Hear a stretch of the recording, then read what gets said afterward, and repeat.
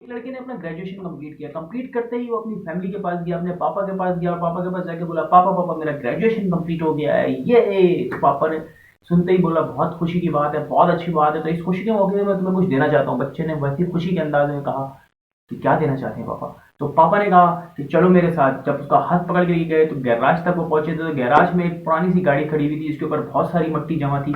तो पापा ने बोला, ये है तुम्हारा गिफ्ट, जो कि मैंने बहुत साल पहले ली थी और काफ़ी अरसे से मैंने इस्तेमाल नहीं किया, और मैं चाहता हूँ कि मैं तुम्हें इसको गिफ्ट करूँ। लेकिन उससे पहले मैं चाहता हूँ कि तुम इस कार को लेके जाओ एक कार डीलर के पास, उसकी प्राइस मालूम करो।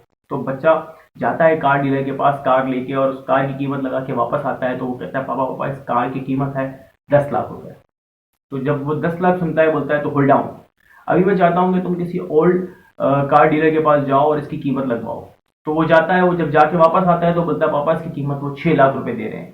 तो बोलता है, ठीक है, अब मैं चाहता हूँ कि तुम किसी कार ग्रुप को ज्वाइन करो, किसी कार की वेबसाइट को ज्वाइन करो, किसी मशहूर कार क्लब को ज्वाइन करो, और उसमें जाके इस गाड़ी को चलाओ, इसके फीचर्स दिखाओ, और इसको साफ सुथरा करके इसको बताओ कि इसके अंदर क्या क्या फीचर्स हैं और उस जमाने के मॉडल में क्या क्या चीज़ों की खासियत थी जो अब नहीं आ रही। तो उस बच्चे ने वैसे ही किया। उस बच्चे ने बहुत सी उसकी सारी खसूसियत दिखाई, उसकी जितनी उसके अंदर क्वालिटीज़ थी, खूबियाँ थी, वो दिखाई कि कितनी मजबूत है, एयर बैग उसके अंदर मौजूद है, उसकी ड्रिफ्ट कितनी मजबूत है, उसकी टायर की ग्रिप कितनी मजबूत है, उसका इंजन कितना पावरफुल है, और उसकी पेट्रोल कंजम्पशन कितनी कम है।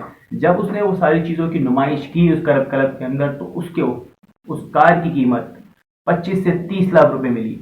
और वो कीमत लगी, उसने पापा को बताया कि पापा जब ये मैंने कुछ किया तो मुझे 30 से 35 लाख रुपए लोग देने के लिए तैयार हो गए, और लोगों ने कहा कि ये बहुत रेयर मॉडल है और बहुत कम लोगों के पास होता है, और ऐसी चीज़ अब नहीं आती, अब देखने को नहीं मिलती। तो हम लोग चाहते हैं कि ऐसा यूनिक मॉडल, ऐसा एंटीक मॉडल हमारे पास होना चाहिए। तो जब वो बच्चे के पास गया तो पापा ने क्या बोला, पापा ने कहा, समझे बेटा, कि तुम अगर तुम्हारी कोई वैल्यू नहीं कर रहा तो तुम गलत जगह पे हो। इसका मतलब ये नहीं कि तुम्हारी काबिलियत में कमी है, इसका ये मतलब नहीं कि तुम्हारे अंदर कोई कमी है। तुम जिस जगह पे मौजूद हो उस जगह पे कमी है। तो अगर तुम्हें लगता है कि तुम किसी ऐसी जगह पे मौजूद हो या तुम्हारी कोई वैल्यू नहीं है या तुम्हें अप्रिशिएट नहीं किया जाता, तो फौरन से पहले वो जगह को खैरबाद कीजिए, अल्लाह हाफिज कीजिए, क्योंकि आपकी वर्थ कोई दुनिया में रिप्लेस नहीं करता है। आप सबसे ज़्यादा इंपॉर्टेंट है। अगर आपकी कोई कोई अप्रिशिएट नहीं कर रहा और अगर कोई आपको शाबाशी नहीं दे रहा, इट मीन्स कि you are on wrong place.